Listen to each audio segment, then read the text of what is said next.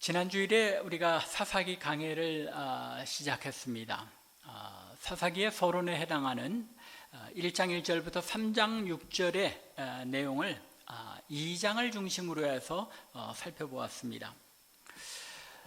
주로 왜 이스라엘 백성들이 사사 시대라는 암울한 시대를 겪을 수밖에 없게 되었는지 그 이유에 초점을 두고 생각해 보았습니다.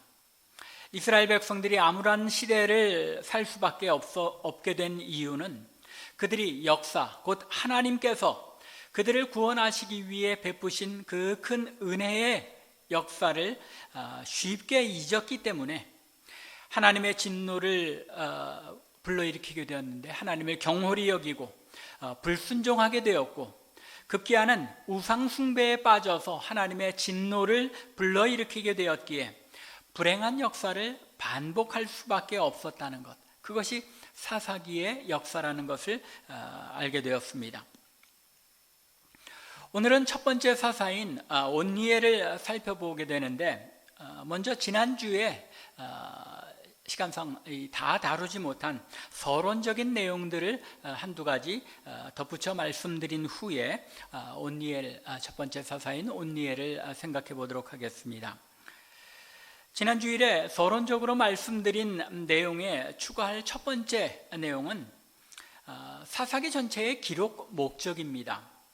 1장과 2장의 서론에서 이스라엘이 암흑기를 지나게 된 이유가 무엇인지를 설명하였다고 말씀드렸는데, 사사기 저자는 더 나아가 사사기 전체에 걸쳐서 이스라엘이 역사를 잊고 불순종하여 우상 숭배에 빠지게 된 보다 더 근본적인 원인, 근본적인 이유를 마지막 결론 부분에서, 특별히 17장부터 21장에서 반복하여 서술하고 있습니다. 그것을 사사기서의 마지막 장인 21장 또 마지막 절인 25절에서 이렇게 표현합니다. 그때에 이스라엘의 왕이 없으므로 사람이 각기 자기의 소견에 옳은 대로 행하였더라. 이것이 사사기 전체의 주제입니다. 왕이 없었기 때문에 자기들의 생각하기에 좋은 대로 무질서한 그런 삶을 살 수밖에 없었다는 것이죠. 장로님 기도 중에 언급하신 것처럼 공의와 정의를 상실한 이 시대의 삶의 모습이, 현대인들의 삶의 모습이 왕이 없이 자기의 소견대로 행하는 그런 시대라고 우리가 볼 수 있을 것 같습니다. 이 표현, 왕이 없으므로라는 이 표현은 무엇을 암시하고 있습니까? 우리에게 무엇이 필요하다는 것입니까?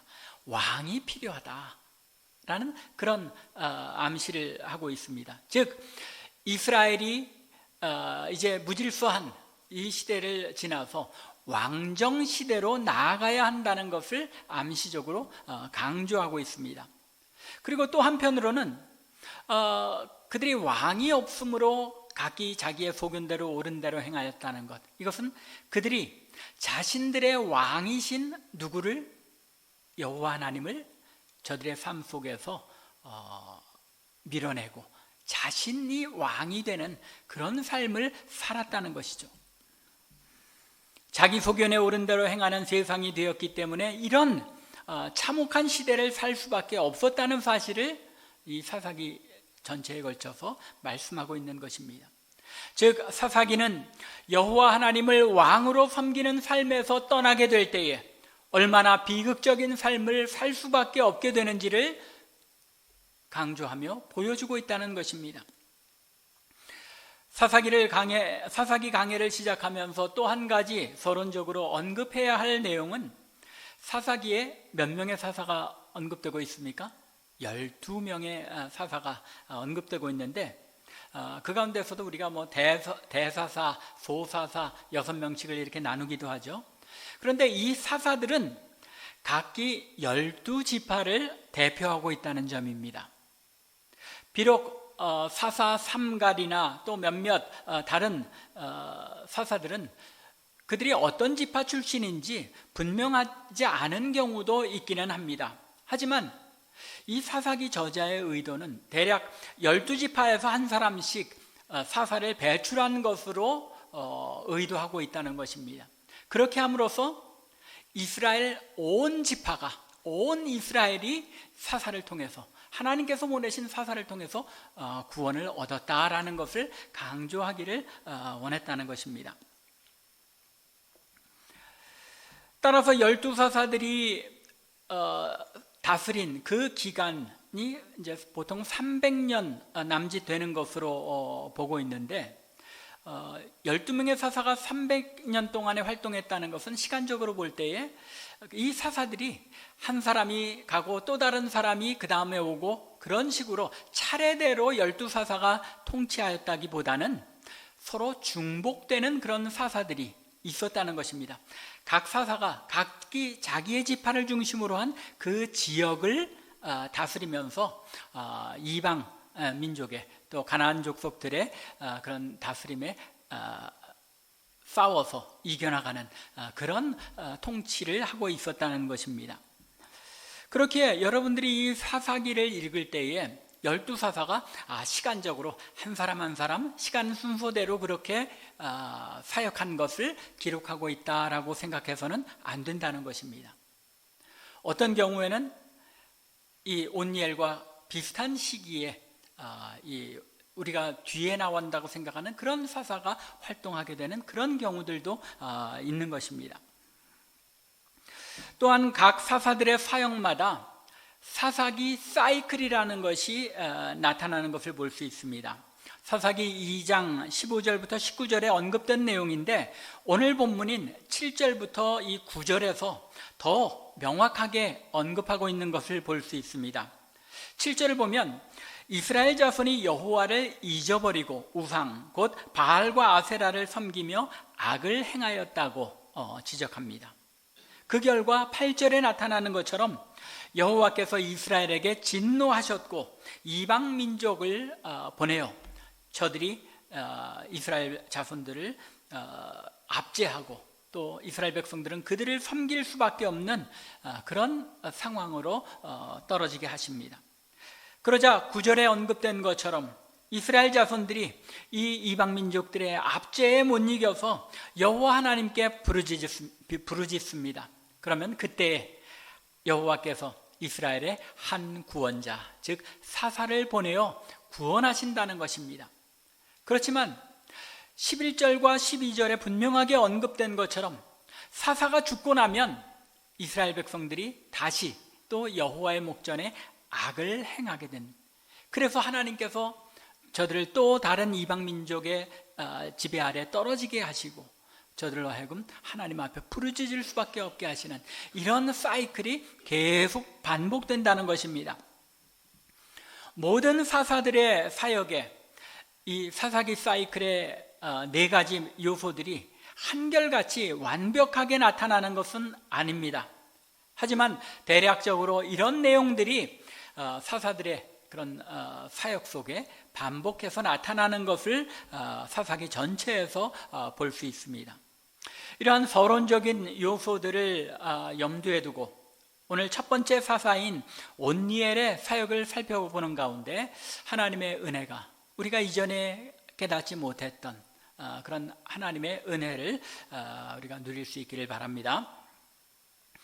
하나님께서 첫 번째로 세우신 사사는 오늘 본문 9절에 언급된 것처럼 갈렙의 아우 그나스의 아들 온니엘이었습니다. 9절 말씀이죠. 우리 한글 성경에서 온니엘과 갈렙의 관계를 갈렙의 아우 그나스의 아들 온니엘이라고 표현한 것으로 보아 이 둘의 관계를 이제 삼촌과 조카의 관계로 정리한 것으로 보기 쉽습니다. 그렇죠? 갈렙의 아우 그나스의 아들 온니엘. 이 문장만으로 본다면 사실은 꼭 갈렙과 온니엘의 사이가 삼촌과 조카의 사이로만 보아야 하느냐 하는데 의문을 가질 수밖에 없습니다.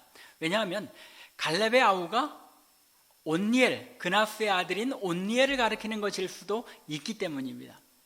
상황이 좀 복잡합니다. 이 히브리어 원어 자체에도 이게 과연 갈렙의 아우라는 것이 그나스를 말하는 것인지 온니엘을 가리키는 것인지 정확하게 알기가 어렵습니다. 그래서 어떤 학자들은 갈렙의 아우가 그나스를 가리키는 것이므로 갈렙과 온니엘의 사이가 삼촌과 조카의 관계다라고 보는 사람도 있고, 또 어떤 사람들은 아니다, 갈렙의 아우가 그나스의 아들인 온니엘을 가리키는 것이다 해서 갈렙과 온니엘의 관계를 형제 관계로 보는 사람들도 있습니다. 더 나아가서 여기에 한술 더 떠서 어떤 사람들은 온니엘이 갈렙의 의붓 동생이었을 것이다 라고 보는 사람들도 있습니다. 나름대로 뭔가 이유가 있습니다. 그런데 제가 생각하기에는 이 개정개혁의 번역에서 이제 어느 정도는 반영되어 있는 것처럼 그나스가 갈렙의 동생이었고 그나스의 아들인 온니엘은 갈렙의 조카였다고 봅니다. 왜 그러냐면 오늘 우리가 아까 11절에 읽은 것처럼 그 땅이 평온한 지 40년에 그나스의 아들 온니엘이 죽었다고 표현하고 있는데, 이 이야기는 갈렙이 죽은 뒤에 최소한 40년 정도를 온니엘이 더 살았다는 이야기죠. 나이의 차이로 볼 때에 물론 뭐 옛날에 한 40이 되어서 이제 동생을 보고 그런 경우도 없지 않아 있겠지만은 대략 이 온니엘의 나이, 갈렙과의 나이 차이를 볼 때 조카였던 것이 맞지 않을까 그런 생각이 듭니다. 그런데 이 상황이 이렇게 복잡하게 나타난 이유는 이 그나스의 아들이라는 표현이 이제 히브리어로 하면 벤 그나스라는 표현인데, 여기 히브리어에서 제가 여러 번 말씀드렸죠. 벤이라는 아들, 베냐민, 오른손의 아들, 그런 의미인데 벤이라는 뜻이 아들이라는 뜻이에요. 그런데 그저 직계 바로 낳은 아들을 나타내는 것만이 아니라 때로는 자손, 손자까지도 의미하기도 합니다. 그리고 더 폭넓게는 누구에게 속한 사람들 또는 제자를 가리킬 때도 벤이라는 단어를 쓰기도 합니다. 그래서 열왕기서 같은 데 보면은 선지생도라는 표현이 우리 한글 번역에 자주 등장하죠. 여기 생도라는 것이 사실은 벤입니다. 벤 해서 벤 느빔 해서 선지자들의 아들, 그런 표현인데 그걸 우리말로는 선지생도, 선지자의 제자라고 표현하고 있는 것입니다. 그렇기에 여기 그나스의 아들이라는 표현은 문자 그대로 갈렙의 동생 중에 그나스라는 이름의 동생이 있고, 또 온니엘이 그 그나스의 아들이라는 그런 표현이라고 볼 수도 있지만, 또 한편으로는 그나스의 자손인 온니엘이라고 볼 수도 있기 때문에 이 문제가 복잡해진다는 것입니다. 그 이유는 민수기 13장 6절을 보면 갈렙이 유다 지파를 대표하는 정탐꾼 중에 하나로 설명이 됩니다. 유다 지파에서는 여분네의 아들 갈렙이요, 갈렙이 유다 지파를 대표하는 그런 인물로 정탐꾼으로 이제 나가서 정탐을 합니다. 그런데 사실 이 민수기 32장 12절을 보면 이 여분네의 아들 갈렙이 어디 사람이라고 말하고 있습니까? 그나스 사람, 그나스 족속에 속했다는 겁니다. 그나스 자손이었다는 겁니다. 그렇기 때문에 그나스의 아들이라는 이 표현이 그나스 자손이라고 본다면 온니엘이 그나스 족속이었던 것을 표현하는 것으로 볼 수 있고, 따라서 갈렙의 동생인 온니엘이 될 수도 있다는 것입니다. 이게 이제 학자들이 가지고 있는 그런 관심입니다. 그런 이유 때문에 이 사사기 저자는 1장에서 유다 지파의 정복 전쟁 이야기를 언급하면서 갈렙의 이야기를 쭉 써나가다 갑자기 온니엘의 이야기를 등장시키고 연이어서 모세의 장인에 대해서 언급합니다. 이게 무슨 이야기인가 하니 1장으로 돌아가서 잠시 그 상황이 어떤 것인지 생각해 보겠습니다. 1장 1절을 보면 사사기 저자는 여호수아가 죽은 후에 이스라엘 백성들이 우리 가운데 누가 먼저 올라가서 가나안 족속과 싸우리까 하고 여호와께 여쭙니다. 그러자 2절에서 여호와께서 유다가 올라갈지니라 라고 응답하셨다고 기록하고 있습니다. 그리고 이어지는 이야기 속에서 유다 지파가 가나안 족속과 브리스 족속을 이제 대항하여 싸워 이기고 예루살렘과 헤브론 및 산지와 남방과 평지를 차지한 이야기를 8절부터 10절에서 기록하고 있습니다. 예루살렘을 차지하죠. 산지와 남방 평지에 거주하는 가나안 족속을 내쫓습니다. 그리고 헤브론도 차지하게 되는데, 이 유다가 헤브론을 차지할 때 이 갈렙이 나가서 싸웠다는 것, 이것이 사실은 헤브론이 어떤 도시가 됩니까? 다윗, 유다 출신의 다윗 왕이 처음 왕으로 즉위하는 도시가 바로 이 헤브론입니다. 그래서 이 유다 지파가 싸워서 차지한 그 땅들이 어떤 것인가를 중요하게 설명하는 이유가 있는 것입니다. 그런데 이어지는 11절부터 갑자기 유다 지파가 드빌, 곧 기럇 세벨이라는 도시를 점령한 이야기가 등장하면서 온니엘이 나타나고 15절까지 온니엘의 이야기가 기록됩니다. 이 이야기는 여호수아서 15장 13절부터 19절에 언급된 내용을 반복하여 기록하고 있는 내용인데, 갈렙이 드빌 곧 기럇 세벨을 치면서 이 기럇 세벨을 점령하는 사람에게 자기의 딸 악사를 아내로 주겠다고 이제 공언합니다. 12절에서 그렇게 공언을 하고, 갈렙의 아우 그나스의 아들인 온니엘이 드빌을 정복합니다. 기럇세벨을 정복하여 갈렙의 딸 악사를 아내로 맞이하게 됩니다. 그런데 이제 14절과 15절에 나타나는 바에 의하면 악사가 느닷없이 아버지 갈렙에게 자신을 남방 네겝 땅, 즉 그 땅이 지금 누가 차지한 땅입니까? 이 온니엘이 살고 있는 땅이 남방의 네겝이었다는 겁니다. 네겝은 남방의 광야, 사막 지역입니다. 이 사막 지역으로 나를 시집 보내니까 아버지가 나한테 윗셈과 아랫셈을 주십시오라고 간구한 겁니다. 갑자기 윗셈과 아랫셈이 느닷없이 나온 게 아니라, 내가 아버지가 나를 남방 광야 지역, 사막 지역으로 시집을 보내니까 거기서 살아낼 수 있도록 셈도 우리에게 주십시오라고 요청을 한 겁니다. 그리고 이렇게 유다 지파의 승리 이야기를 하다가 갑자기 16절에 모세의 장인이 등장합니다. 사사기 저자는 모세의 장인이 겐 사람, 즉 그나스 사람인 것과 그의 자손이, 즉 그나스 사람들이 유다 남방의 황무지에 이르러서 그 백성, 즉 유다 지파의 땅에 함께 살게 되었다고 기록하고 있는 것입니다. 갈렙이 그나스 사람이었음에도 불구하고 유다 지파를 대표하는 정탐꾼으로 활약을 했죠. 그리고 겐 사람인 모세 장인의 후손들이, 그나스 사람들이 바로 유다 지파와 함께 살게 된 것을 언급하고 있는 것입니다. 그 이유는 표면적으로는 갈렙이 유다 지파를 대표하는 용사였지만 사실은 모세의 장인과 같이 겐 족속, 즉 그나스 족속이었기 때문입니다. 이야기의 전말은 이렇습니다. 출애굽기 18장을 보면 모세가 이스라엘 백성들을 이끌고 출애굽한 후에 시내산 아래에 진을 치게 됩니다. 그때 모세의 장인 이드로가 모세의 아내인 십보라와 두 아들인 게르솜과 엘리에셀을 데리고 모세를 방문합니다.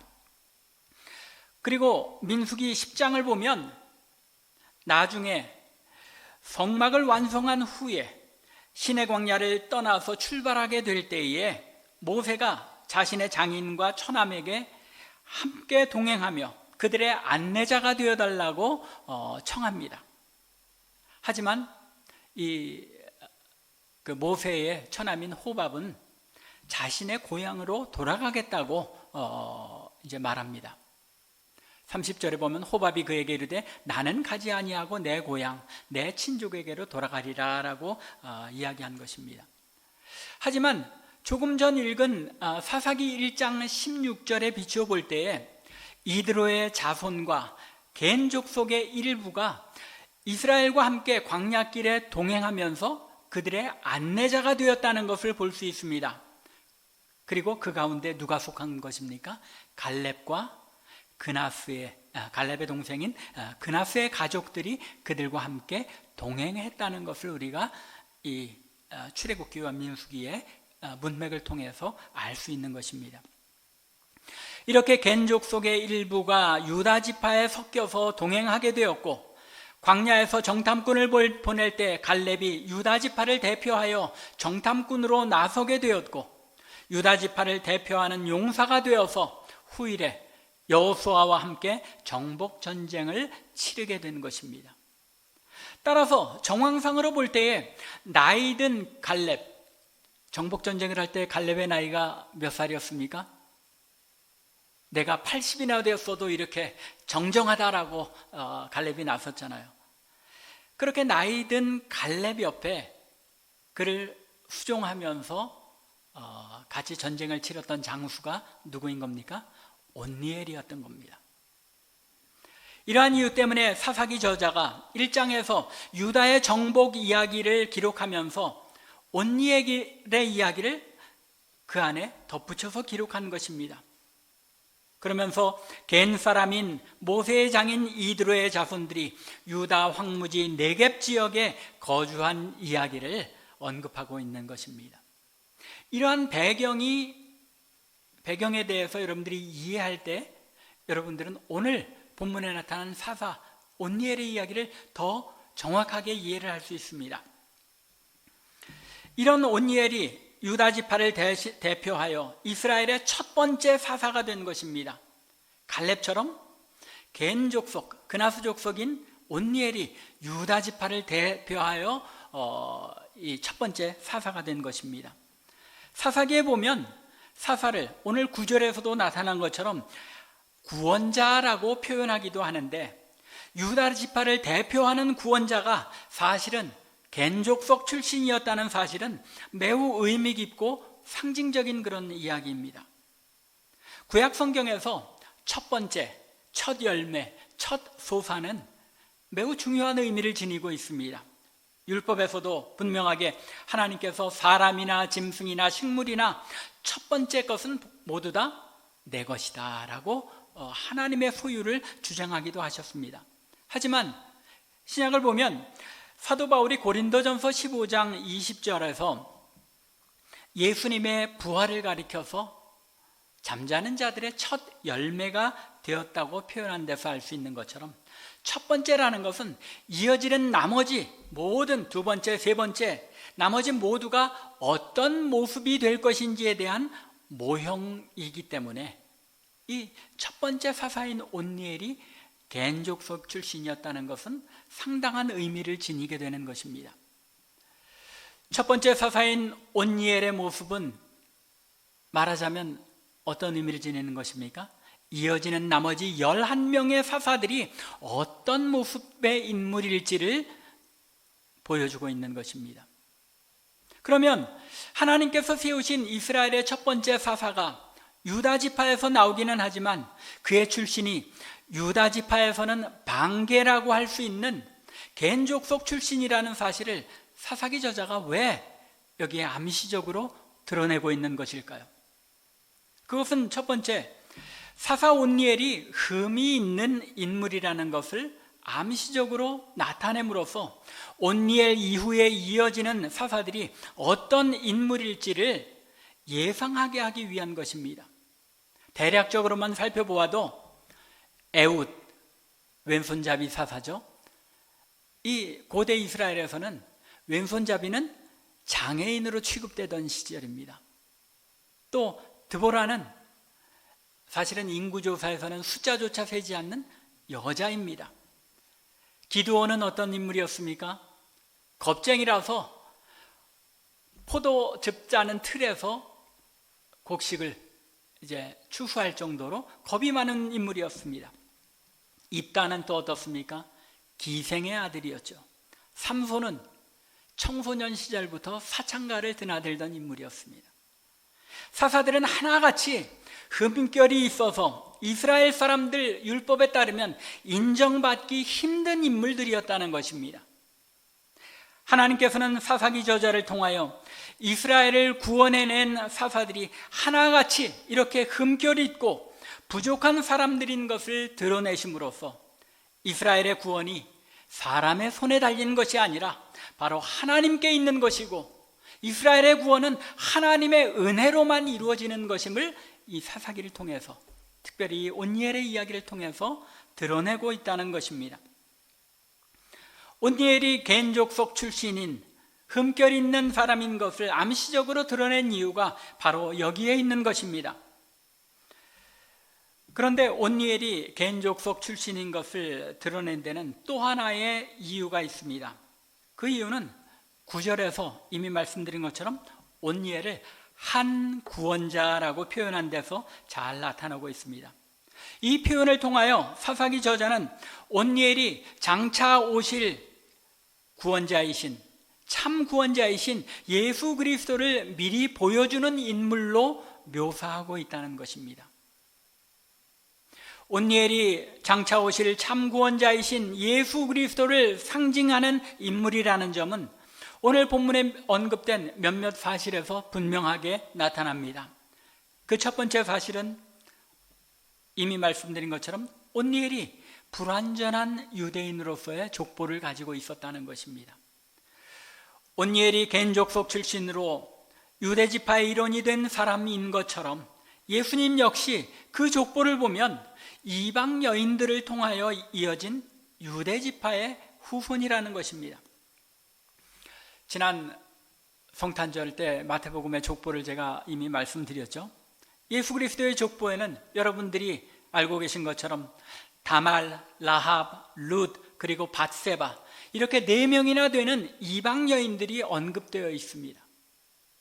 예수 그리스도께서도 이방 여인들이 포함된 불완전한 가계를 통해서 태어나 구원 사역을 이루심으로써 이방인들이 하나님의 구원 계획에 포함되어 있다는 것을 나타내신 것처럼 온니엘도 그나스 족속, 겐 족속 출신의 사사로서 이스라엘 백성들을 구원함으로써 이방인들도 하나님의 구원 계획에 포함되어 있을 뿐만 아니라 심지어 하나님의 구원 계획에 놀라운 중요한 인물로 쓰임받는 일조차 있다는 것을 이 말씀을 통하여 선포하고 있는 것입니다.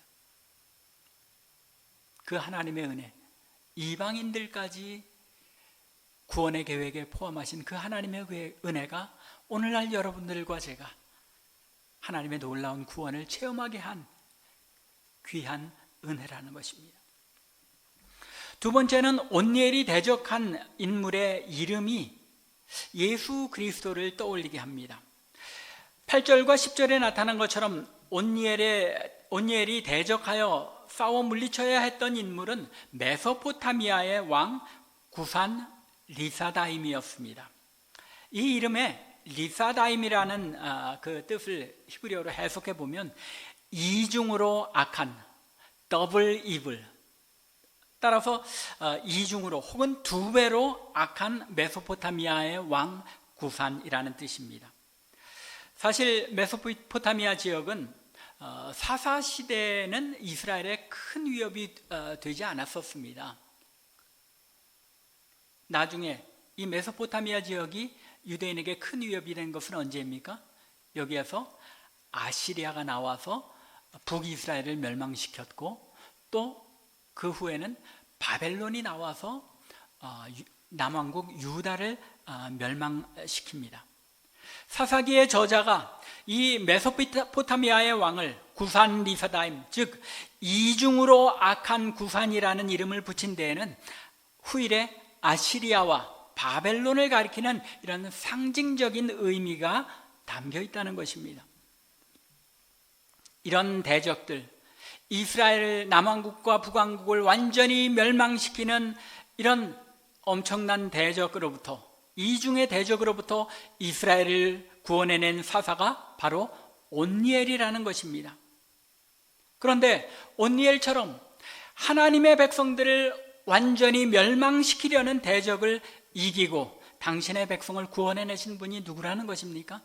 예수 그리스도시라는 것을 이 온니엘을 통하여 이스라엘의 존재를 완전히 말살시키는 메소포타미아의 구산 리사다임을 물리친 온니엘을 통하여 예수 그리스도께서 이루실 구원 사역을 미리 내다보게 하고 있다는 것입니다. 그리고 세 번째는 성령이 임하여 이 온니엘이 승리하였다는 사실이 예수 그리스도의 구속 사역과 비슷한 그런 모습을 우리에게 일깨워주고 있다는 것입니다. 10절을 보면 여호와의 영이 임하셨기 때문에 온니엘이 나가서 싸울 때에 메소포타미아의 구산 리사다임을 이길 수 있었다고 기록하고 있습니다. 비록 사사기에 언급된 모든 사사들에게 다 성령이 임하셨다고 기록하고 있지는 않습니다. 하지만 6명의 대사사들 가운데 대부분이 성령께서 그들에게 임하여 사사직을 감당하고 승리할 수 있었다는 사실은 사사직분이라는 것이 성령의 임하심을 통하여 나타나게 된 것임을 우리로 하여금 추론할 수 있게 합니다.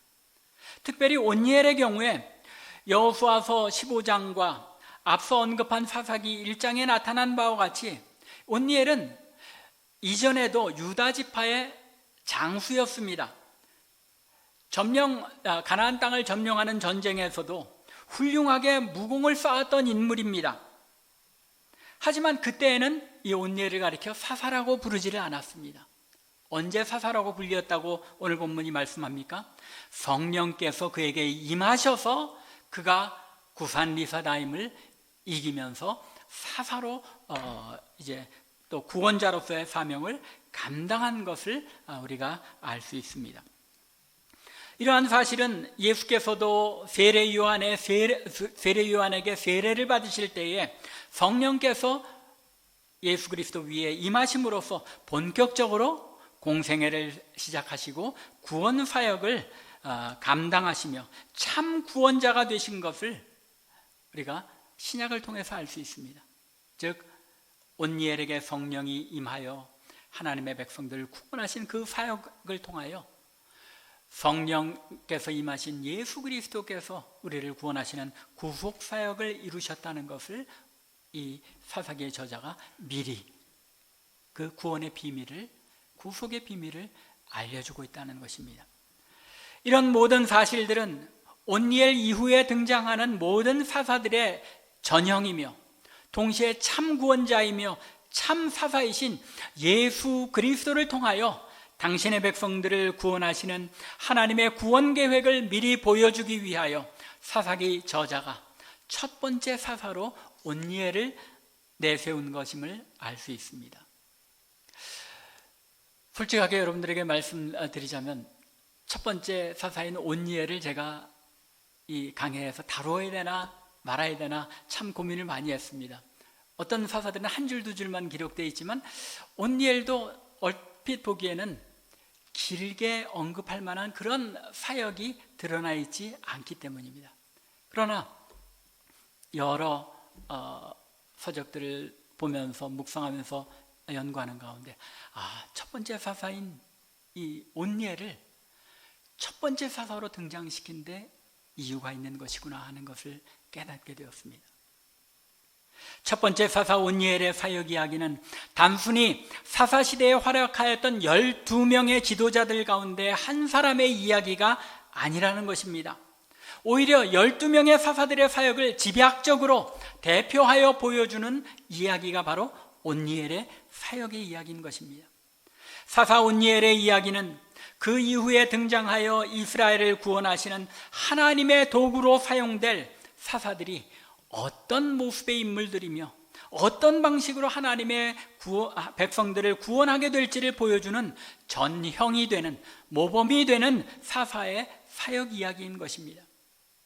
뿐만 아니라 장차 오실 예수 그리스도의 모형으로서 하나님께서 당신의 백성들을 궁극적으로 어떻게 구원하실지를 미리 알려주신 구원의 이야기인 것입니다.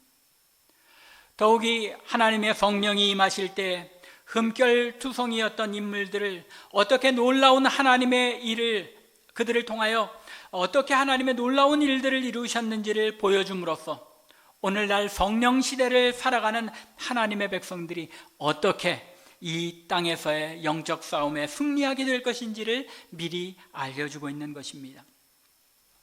사사 온니엘의 이야기는 성령께서 임하여 거듭난 하나님의 백성들인 그 옛날 사사들이 그들의 대적을 이겼던 것과 동일하게 오늘날에도 하나님의 백성들이 자신들을 위협하는 대적들을 어떻게 넉넉히 이길 수 있는지를 우리에게 일깨워주는 것입니다. 간절히 바라기는 오늘날 우리 성도들, 우리 참빛교회 성도들은 성령의 임재와 더불어 그 어떤 대적들이라 할지라도 대장 되신 예수 그리스도와 함께 싸워나간다면 능히 이길 수 있다는 사실을 분명하게 확신하며 담대하게 이 땅의 영적 싸움을 이겨나가는 저와 여러분들, 그리고 우리 참빛교회 되기를 주님의 이름으로 간절히 축원합니다. 기도드리겠습니다.